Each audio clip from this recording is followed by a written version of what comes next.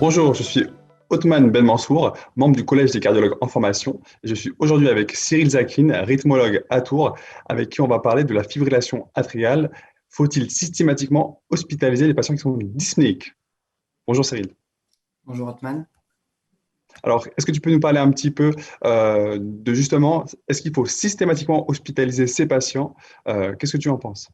Alors déjà, effectivement, on se pose la question, à chaque fois qu'on est au cabinet devant un patient en décompensation cardiaque qui fait de la fibrillation auriculaire, on se pose systématiquement la question s'il faut les hospitaliser.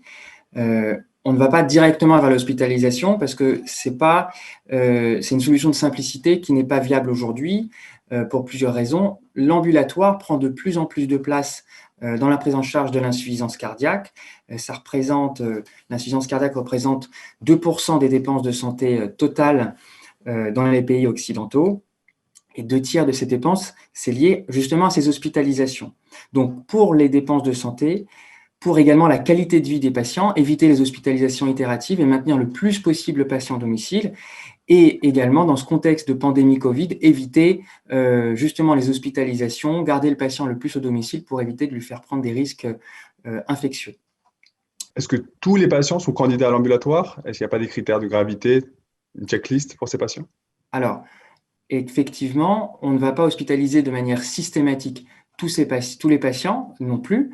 Il faut savoir les sélectionner. Il faut bien connaître son patient.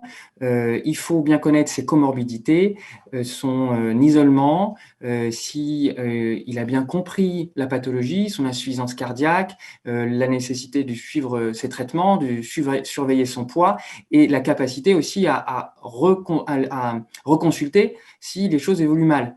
Donc, ça ne se présente, c'est pas applicable à tous pour ces raisons et pour des raisons cliniques également. Si le patient est dans une décompensation cardiaque sévère, en bas débit, ou s'il décompense d'autres comorbidités, on ne pourra pas maintenir le patient au domicile. Donc, il faut bien sélectionner les patients en amont, il faut bien les connaître et il faut être capable également de les revoir si nécessaire assez rapidement et capable de manager un suivi de qualité. Comment est-ce que tu surveilles ces patients? Une fois que tu as fait le choix, Cyril, d'envoyer ces patients en ambulatoire, tu les appelles régulièrement, tu les pèses, comment ça se passe? Alors, donc, le patient doit comprendre que le cardiologue et le médecin généraliste, hein, c'est un couple qui doit être mis en avant, sont disponibles pour la prise en charge, les services référents d'urgence, d'insuffisance cardiaque également. Et pour sécuriser cette prise en charge, on peut proposer la télésurveillance de l'insuffisance cardiaque qui prend aujourd'hui de plus en plus de poids dans la prévention de l'insuffisance cardiaque, mais qui peut être un outil très intéressant chez le patient décompensé. On peut suivre de manière rapprochée, quotidienne, le poids de ces patients, l'état clinique de ces patients, parce qu'on peut également récupérer des informations sur les symptômes dans certaines solutions, et donc elles permettent de suivre les patients à distance avec un coût humain, un temps qui n'est pas, sans que ce soit trop chronophage, avec une sécurité pour le patient. Si le patient évolue bien, tant mieux. Si on voit qu'il évolue de manière défavorable dans le cadre du télésuivi de l'insuffisance cardiaque, on peut toujours changer notre fusil d'épaule et le faire hospitaliser